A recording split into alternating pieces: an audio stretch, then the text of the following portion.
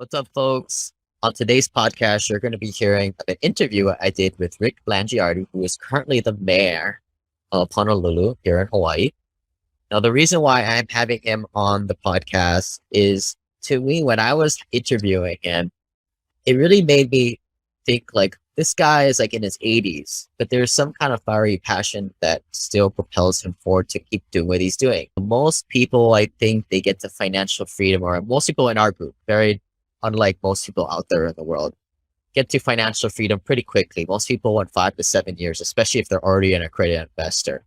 We get them up to $3-4 million net worth. At that point, they've reached an end game. Most people are frugal, right? So they have enough, and they can probably live out the remainder of their days with a pretty healthy wine and travel budget to do what they want. Now, but what do you do after that? There's a handful of folks that I've come across that they've gotten to that net worth scale. They really want to take it to the next level, take it to eight figures, $10 million. But the reason behind that is just a little bit higher level wine budget, but they also want to make an impact, and money is an amplifier of what you want to be doing. Or they want to have some sort of legacy, or again, the word impact. So Rick Blangiardi is obviously somebody who personifies this. And when you listen to this interview, I want you to really pay attention to why does he do what he's doing. It's not for the money. It might be because of ego. It might be because of impact. But you know what? I think this heart is in the right place. And when you listen to this, these are the kind of the people that I like to surround myself with, right? Not the people who just work to their 62 and quit because that was supposedly their retirement age, but the people who ran through the finish line, even though they didn't need to keep working, but they're operating at such a high level, high impact, and they're making a change. Might not be your thing, but I think once you get to yourself to a point where you're a few $1 million net worth, I think a lot of these higher portions of the Maslow's hierarchy of needs become something that a lot of people think about, at least something I'm thinking about personally these days too. One of the big goals, if you guys haven't checked out the mission, SimplePassiveCashflow.com/mission, is to help folks like yourself to get out of the rat race by investing in good deals that cash flow. Secondly, and do the right tax and legal strategies that the wealthy do that is very different than what average people do, and also implement infinite banking as the third step. 3 very simple things that I've found and develop the network around and build systems. And so we have all the e-courses. Go to the website, check those out. A lot of this is in a firm, very consolidated, curated curriculum. And it's not that hard to get people to that point. This is something to think about once you get to that point that's going to become more of a parent.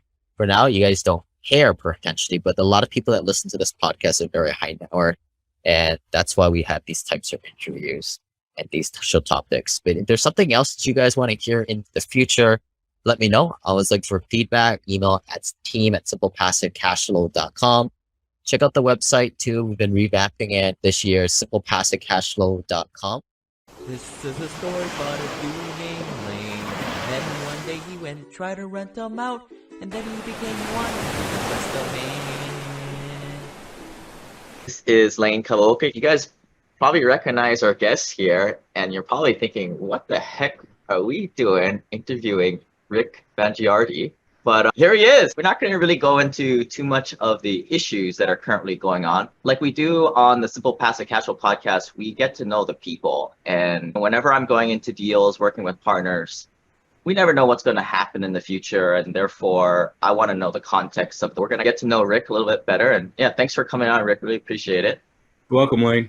I know this was a little wild card in your schedule here, but yeah, let's see what we can do to make the most of it. And I think we're reaching a bunch of folks like myself who typically don't vote and don't care. That's even new to me, to be honest with you, when you say something like that, because I've not been a career politician. I find it interesting generationally where people are at. And honestly, your generation, I would think, would be the most active, more because there's so much at stake. But I find that interesting. I don't know where the I don't care comes from, but because I would tell you in my short time now of making this decision, there's a lot to be said for who's in power and who has positions of authority. It sounds so, I'm not that power monger, but you know what I'm saying. When you have the authority, you can make things happen. There's a lot of responsibility with that as well. Let's dive right into here. And this is that Han Solo moment question that made you think of Star Wars. So for those of you Yeah. guys who haven't heard of this question before, it's Han Solo and his buddy Chewbacca from Star Wars cruising the galaxy as low-life smugglers, and then crossed paths with Luke and Leia, and they went off on a little adventure. You probably have a few of these, what we call bridges. I was watching another podcast with Coach K and JJ Redick from Duke, and Coach Yeah. K calls these bridges. So Yeah. take us to one of earlier bridges and just give us a little context. Okay, yeah, and there have been several in my life. I've thought about that. In fact, when I come to those crossroads, and I'll come to your question, I learned a long time ago. I don't even know who the source is for the attribution, but it was said to me once before in these moments. The purpose of all education is to do the things that we're supposed to do at the time that we have to do them, whether or not we want to do them. That's about overcoming that inertia. That is coming to that crossroads and realizing, okay, I need to make a decision here. And how much do I have in front of me to make the decision that I know I should do? And how much am I going to yield to the pushback, if you will? Okay, because that's to define who people ultimately become. It's those moments in time when you are willing to pivot or not pivot, and then there you go. So I think probably the most profound one that happened to me early on, and there have been several significant ones, quite honestly, was when my decision to leave college football coaching. Because I was 30 years old, had a master's degree. I was associate head football coach at the University of Hawaii. I was a defensive coordinator. I had a guy like Dom Capers on my staff who went on to NFL fame, having been a head coach, and a few other really good coaches. We were winning in those days. Everything was right about that picture. It was an aspiration of mine, really from the time that I realized, when I went to college, what I thought I wanted to do, because the game itself had such an impact on me. And I was doing really well with it. I was coaching all during my 20s. And the only thing was wrong was I came out of a blue collar family. I was the first to go to college. Everybody had expectations that I would do that so I could make more money than they were earning in factories. And my father was a machinist and hardworking people. I got into a business. Everything was right about it, except it didn't pay any money. So in 1977, I had good position in coaching, was successful coaching, and I was making $15,000 a year, and Larry Price, the head coach, was making $25,000 a year.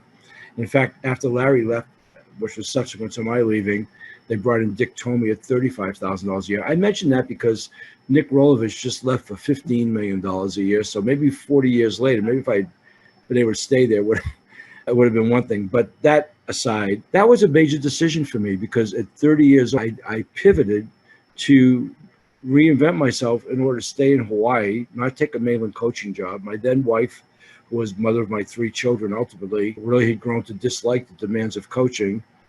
I had very idealistic notions in those days about not only keeping my marriage intact, but also about fatherhood, and what to do in coaching was very demanding.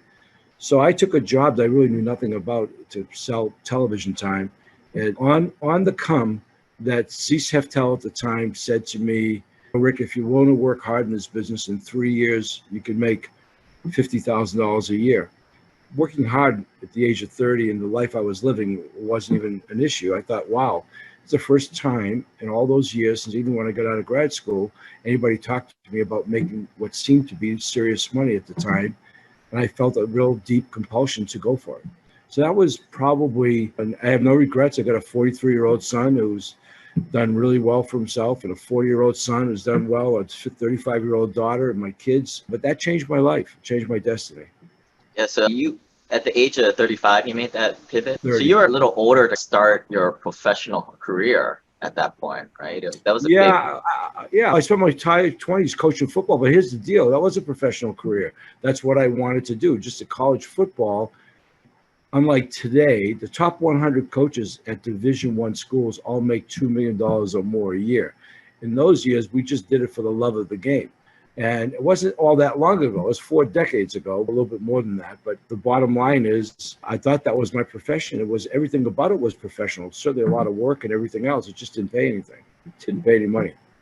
Yeah. No, it's a big transition. I'm moving from one track and then going back to the bottom on another.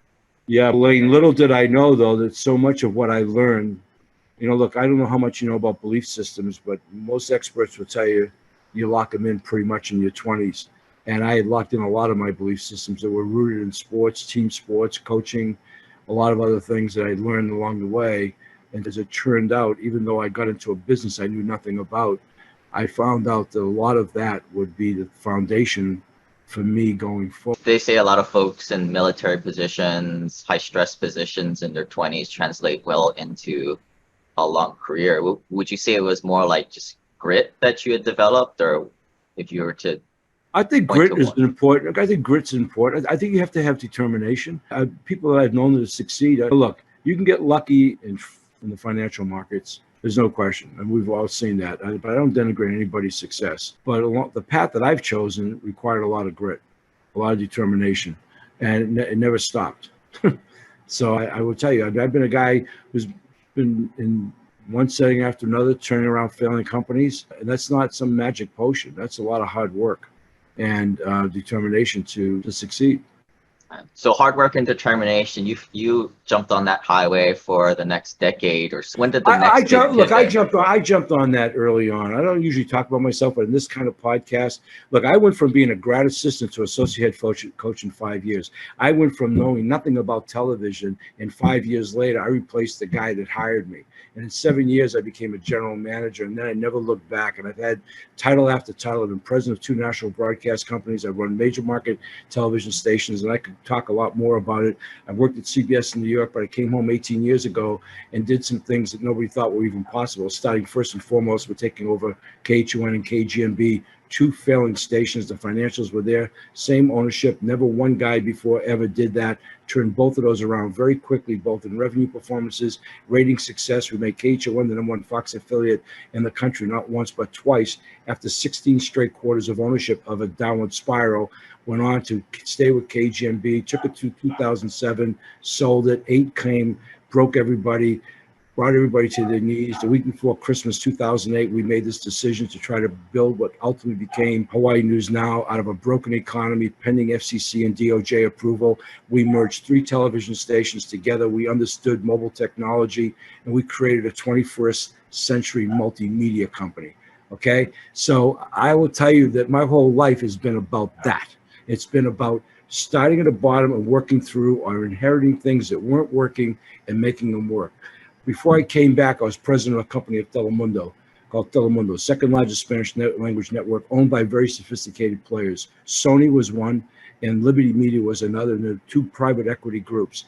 They had just bought it for $500 million, saw a niche in the marketplace in Hispanic broadcast, saw the trends, understood what Latinos meant in economic terms, invested heavily, lost $100 million the first year, in their very first year. Fired the 2 people, brought myself and a guy named Jim McNamara in, who was the CEO. He stayed in Miami. I stayed in LA.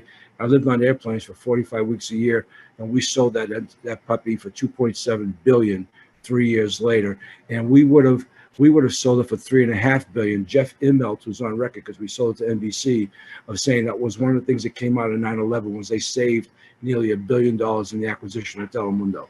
And that's because they had private equity guys who wanted to sell, and they put a deal on the table they couldn't refuse, even though it was discounted. I've been involved in those kinds of things, Lane. Okay, so my life, and when I tell you I was living on planes 45 weeks, building a company. It's based in LA. We had a big operation up in the North Bay Area. I had 3 stations, one of which we bought on my watch in Dallas, big market. Just the transaction for that alone was a couple $100 million. It was complicated. Plus Houston, San Antonio, Miami. I was in and out of all the time, where our headquarters were. San Juan, Puerto Rico was our largest operation. Our second largest operation was in New York City, and then Chicago, Denver. We were buying Phoenix when I left. And then when the deal was on, I was traveling post 9/11 commercially, not privately.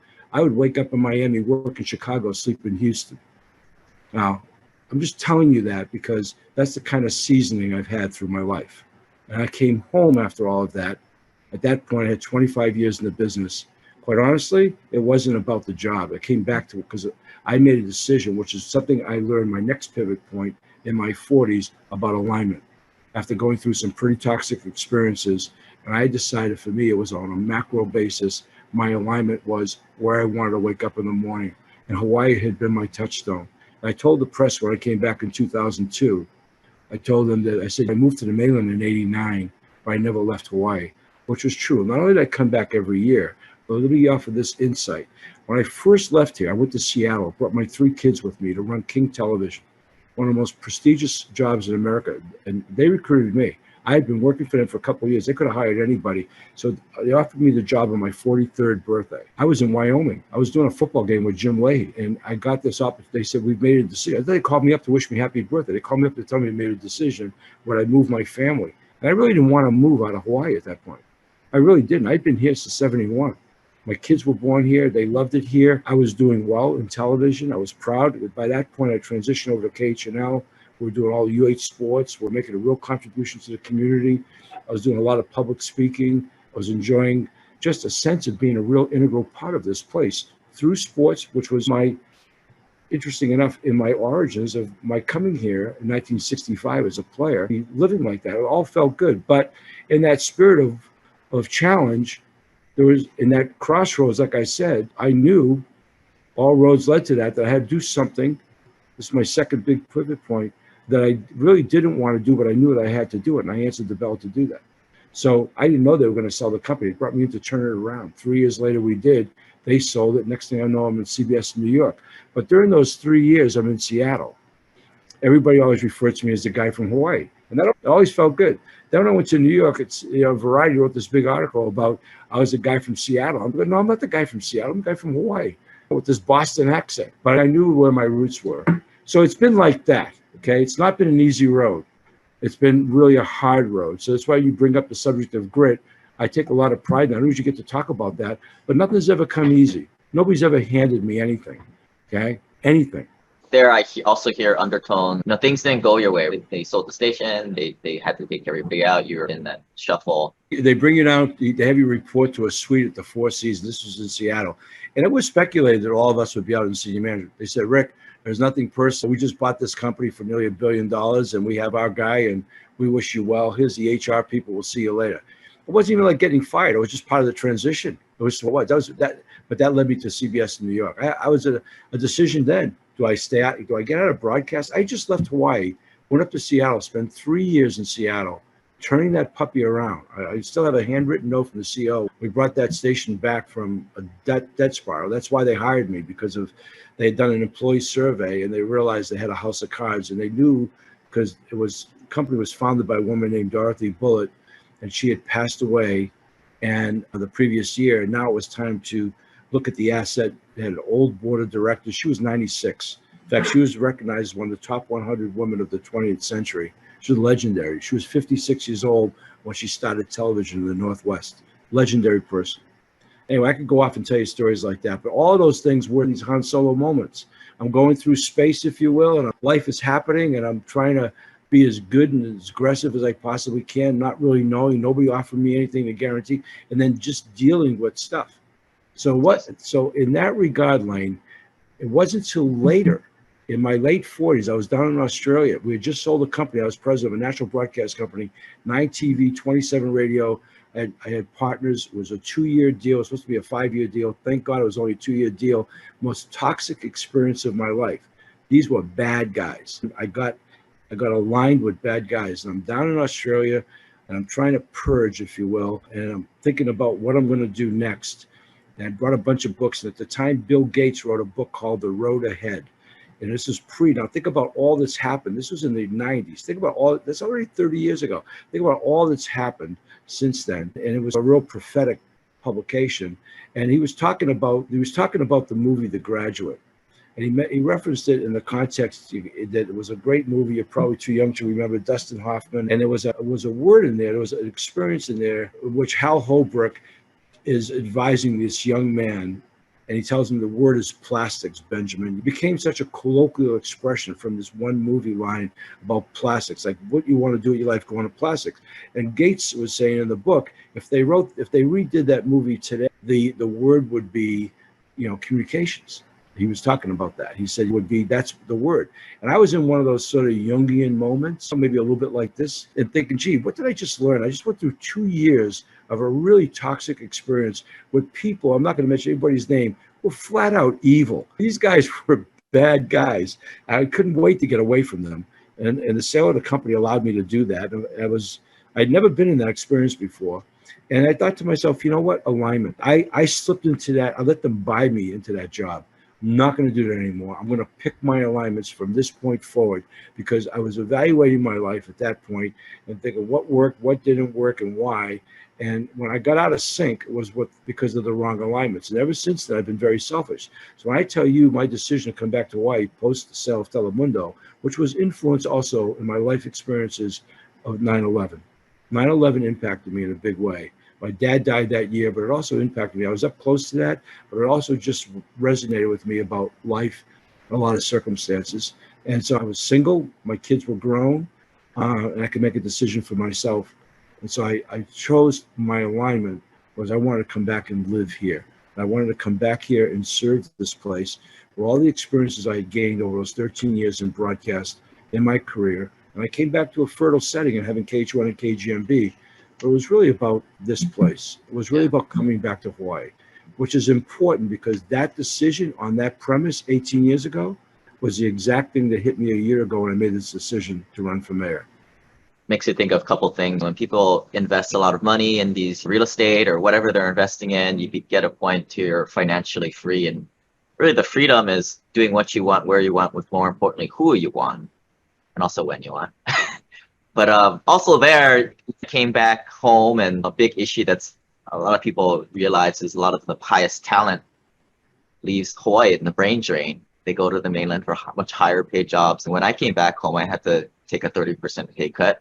I'm like, how can anybody survive at home? But you're obviously in a position where you could and make an impact. Yeah, take us back to the opportunity that was presented to you to come back. What did you think at the time of the impact that you could make? So full disclosure, 25 years in the business. I just led that life that I told you, turning Telemundo around. I run major market stations while I was on the mainland, including working at the network. I was in a lot of cities, whatever. I decided that, that was not a sustainable model because I felt like I was not connected to anything, even though we're having some big success and all that stuff that happens in that kind of mode. But I actually wanted to come back and be the athletic director at the University of Hawaii. That was the year that Evan DeBell announced that start off with Hugh Yoshida said he was going to retire in 2002. So anyway, we sold Telemundo. We made the announcement on October 11th, 1 month to the day, 2001 on NBC. And then I was given the mandate as president of the company to get the deal closed by the end of 2002. And every day earlier would be accretive to GE. So there was a lot of pressure. And because they were the acquiring partner, that's who owned NBC at the time. So that's when I was living on airplanes and doing the things I was telling you, which was like crazy life. And that was a lot. It was my cup runneth over. I got my fill of conference rooms and all the other things you can get through. So I wanted to come back. I thought, okay, this is a great thing. And she is retiring, and Dobell is the president of the University of Hawaii, and he's making these noises about he's going to bring in this great athletic director. And he's saying all the things that really spoke to me. In fact, I was hearing from everybody in town. Ricky's talking about you. He wanted a business guy with media background who had connections to Hawaii, all this stuff. And I'm thinking, that's me. He's talking to me. I couldn't even get a cup of coffee with this guy. He already knew they were going to hire him and Frazier. So I backed into the job because, again, it wasn't about the money or even the positions. Everybody that I left at that time, given the success we had, thought I was absolutely crazy to leave the fast lane. Okay, because I gained a lot of recognition. I was on the front cover of magazines and crap like that, and I could have stayed on the mainland. I came back to my wanting, the alignment of my wanting to live here. And it wasn't, I could be cavalier about money. I still had bills to pay. And you know what? You can make some money, but let me tell you, the first time you see the government take half of it, it's pretty eye-opening. The numbers look a lot different, okay? And the long and the short of it is I came back because I wanted to make a difference in this community. And I really felt that circumstance was not the one that I initially wanted. I wanted to be the AD at the University of Hawaii. And I thought back to my roots.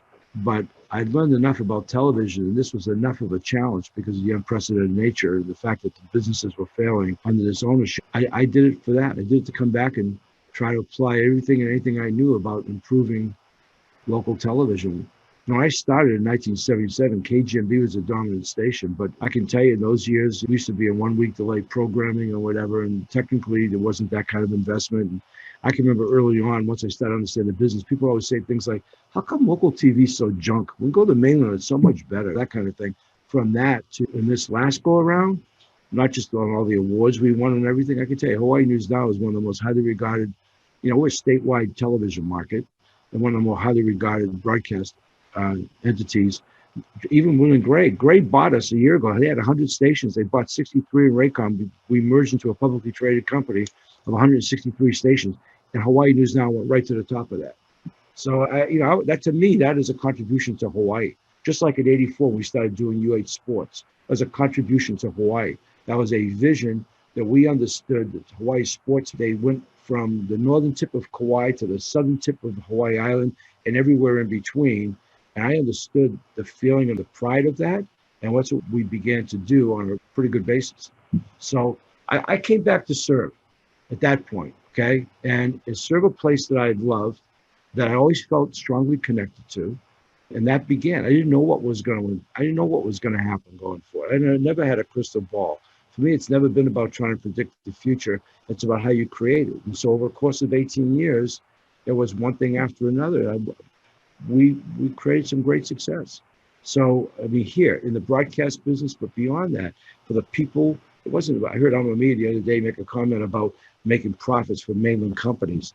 For me, it was first and foremost always about the people creating a great place to work. Hawaii News Now was the only media company that voted best places to work for 5 years in a row. I didn't do it in the last year because we were going through a sale. And I waited 5 years before I tested that. And that has to be voted on by 80% of your employees. And quite honestly, in news organizations, people are pretty cynical. They don't drink the Kool-Aid. Yet we were, by our employees, they loved working there. And I brought back a number of people, Lane. I brought back the Lane Kaokas. That's who I brought back. I'll give you a bunch of them that I hired who are succeeding on the mainland, created something that they felt they could take their career and bring it back here. Even to the extent that I wasn't able to pay them quite what they were making on the mainland, but they preferred to be home with family and actualizing their careers. I can give you a bunch of names there, and I'm really proud of that, and they've all evolved. To me, was that even, and I have to be careful here because I have some really great union endorsements, my folks decertified. They voted out the union. That doesn't even happen in this town because of the belief in management. So we made a great place to work in which we inspired people to do their best. And I used to joke, and I'd say the same thing to you. As I've gotten older, everybody looks younger. Even though you've already, I'm sure, I don't know much about you, have accomplished a great deal, your best is in front of you. But you need to be in a situation where it's not just you alone doing that necessarily. You're going to need, at least in people who work in organizational settings, but in the kind of dynamics I was in with people who wanted to belong to an organization, because let's face it, if you're news or even sales or whatever, or marketing, I mean, that's the setting, that's the kinds of people who come into it. We made it a great place to work, but I always challenged everybody to say, your best is still in front of you. The way we did that was I pushed innovation all the time on new ideas, more than I did. Improvement was just a basic expectation. We're going to get better. We have metrics, but no, we're the new ideas. What are we doing? It's different and better.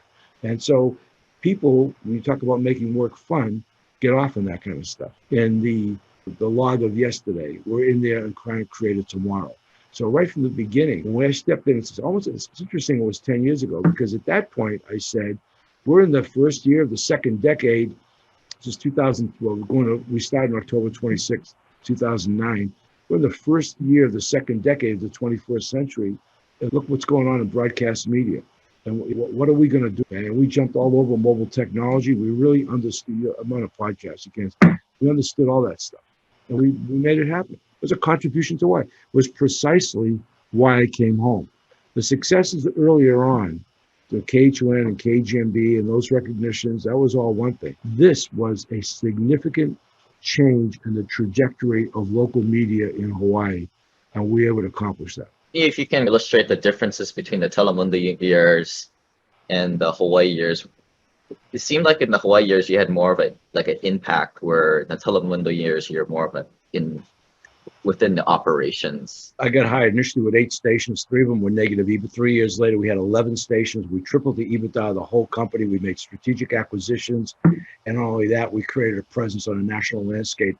When I started, the consumer buying index was $80 billion in the Hispanic market. When I left 3 years later, it was $650 billion, with a trajectory to hit $1 trillion. This was a high stakes game. And it hit that trajectory, it hit that point a couple of years after I left. This was understanding the moment in time and how to capitalize on it. But that was just a lot of personnel work, to be honest with you, Lane.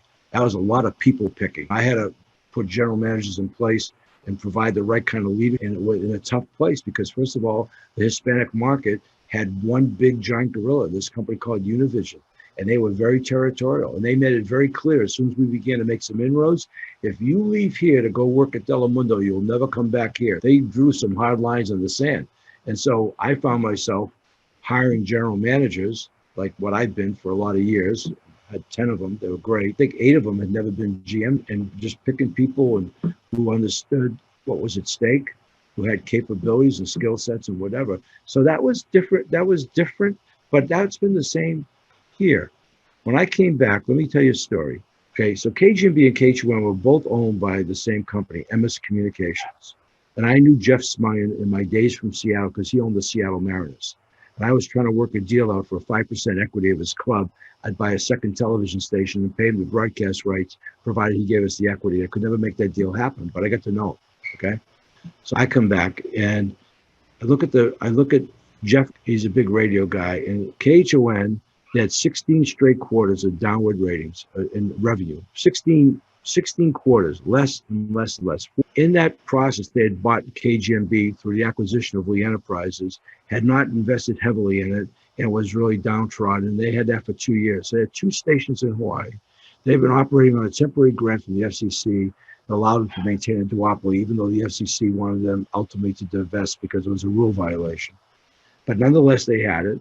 And they basically said, what do we do? KGMB, to give you a perspective, when I walked out in 1984 to go start what was then Kika, which became KHNL, we were doing just under 20 million a year. When I walked in 2002, she was doing under 10 million a year. So you can imagine from 84 to 2002, less than $10 million gross, what I walked into, okay, in Hawaii over that course of time. I mean, that's how broken the place was. So I asked to meet with the management team of both.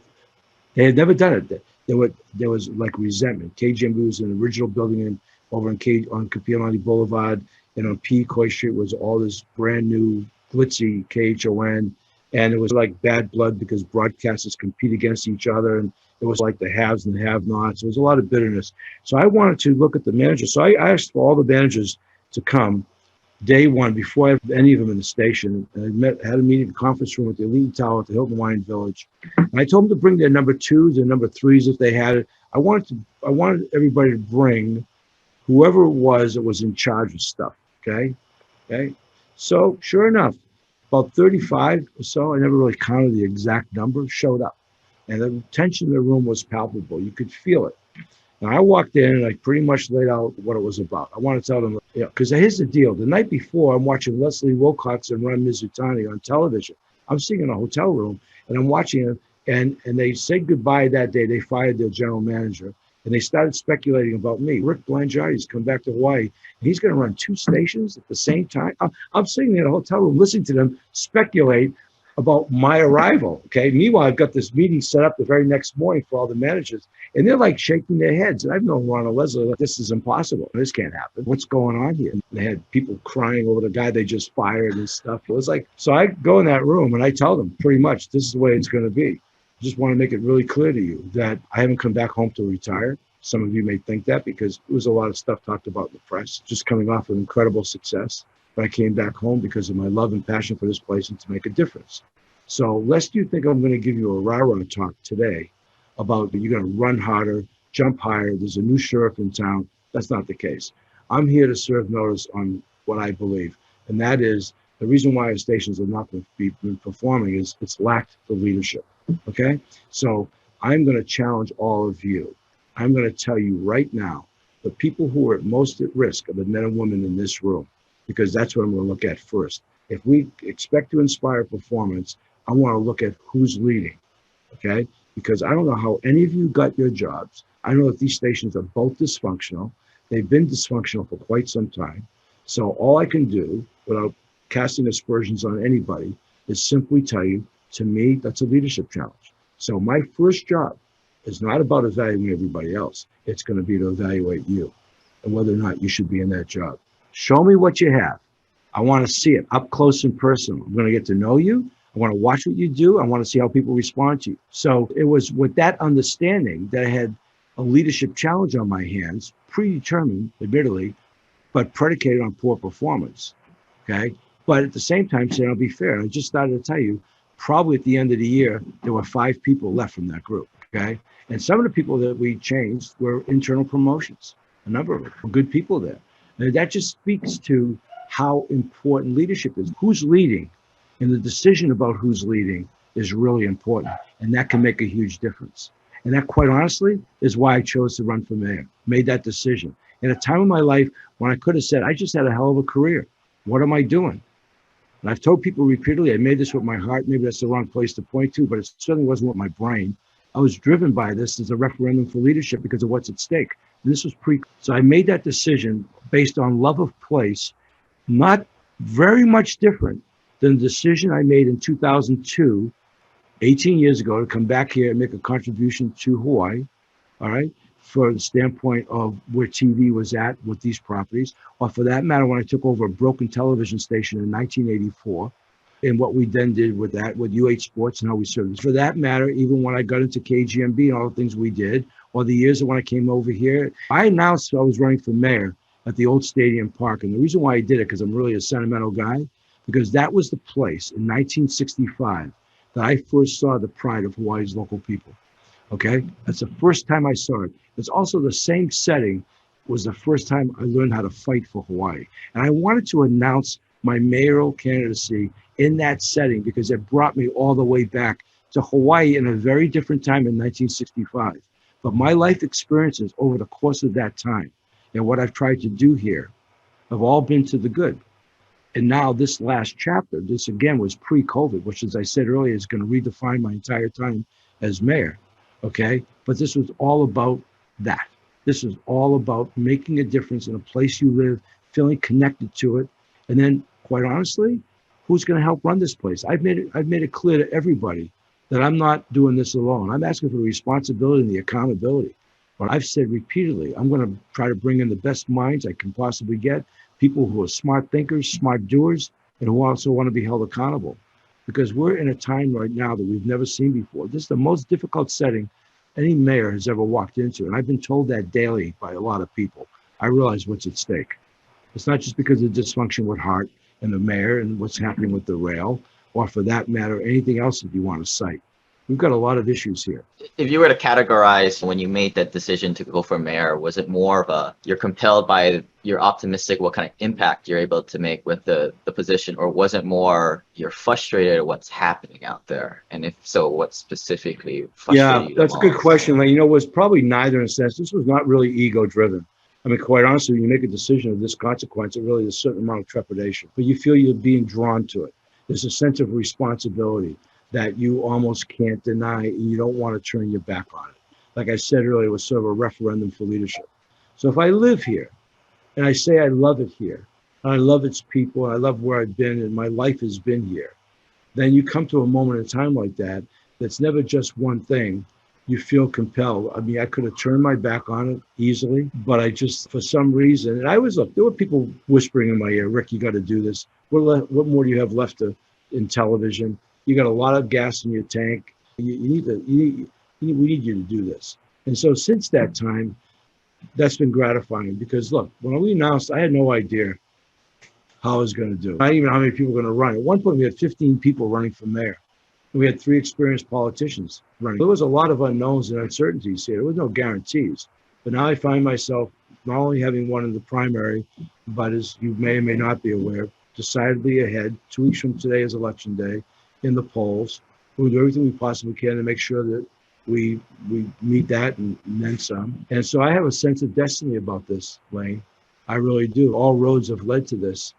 And all I can possibly do from this point forward in getting elected is to apply everything in my life that I've learned, my love of this place, the people that I know. Look, and the challenge of all the unknowns. I've said repeatedly, this is going to take collaboration at the state level.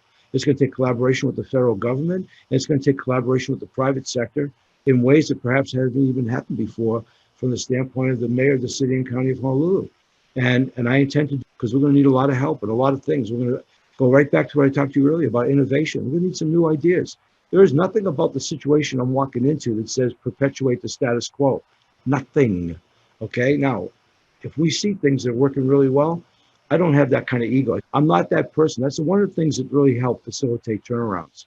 You don't walk in there, which is what's such a classic mistake when you take over in your number one job and feel like, okay, I'm here. It's my signature. We have to reinvent something.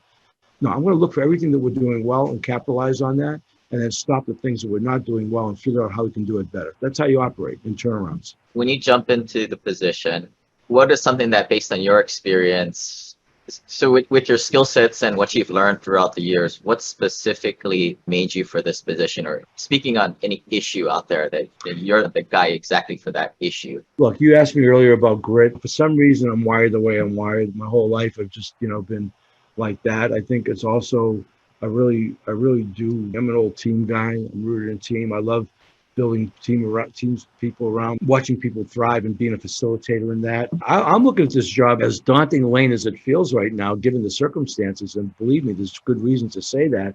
It's a very exciting opportunity right now. Leadership is situational.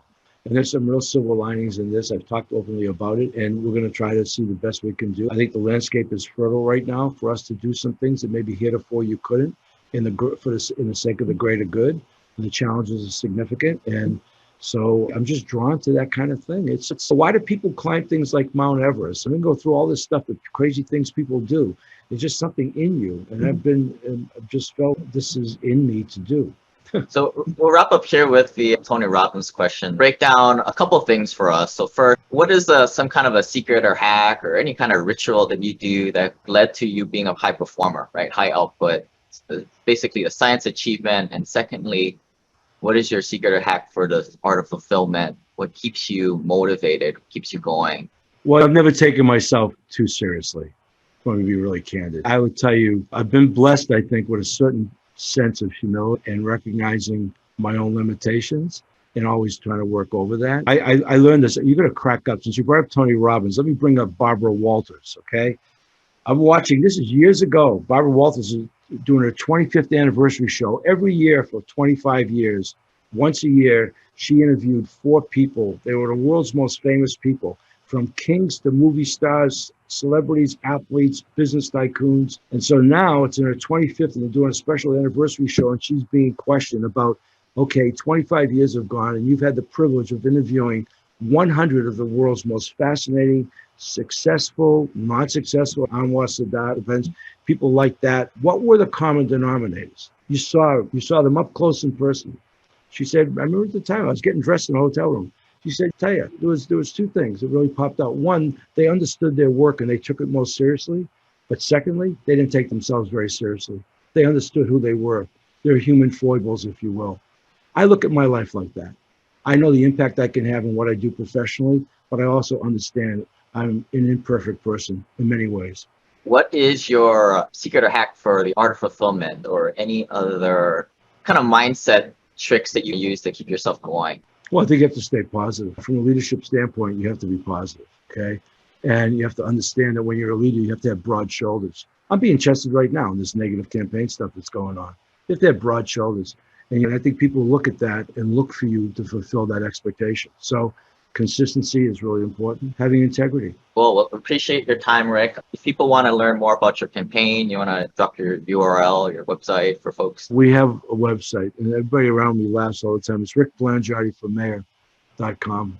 I always have to think about it because sometimes I say friends, it's rickblangiardiformayor.com. Wayne, I've enjoyed this. I know we didn't go through all your questions, but I thank you for allowing me the opportunity to, I think, because all of this was designed, I think, in some ways to showcase a little bit of how I tick inside. And so I chose to articulate it that way. And thank you for allowing me to do that. Yeah. We never know what's going to happen. People ask, once you get into a deal, what are you going to do when this happens or that happens? We don't know if that's going to happen. So let's just talk about where we are between the 2 years right now. But yeah, thanks for listening, everybody. This website offers very general information concerning real estate for investment purposes. Every investor situation is unique. Always seek the services of licensed third-party appraisers and inspectors to verify the value and condition of any property you intend to purchase. Use the services of professional title and escrow companies and licensed tax, investment, and or legal advisor before relying on any information contained herein. Information is not guaranteed, as in every investment there is risk. The content found here is just my opinion, and things change, and I reserve the right to change my mind. Above all else, do your own analysis and think for yourself, because in the end, you are the only person who is going to look out for your best interests.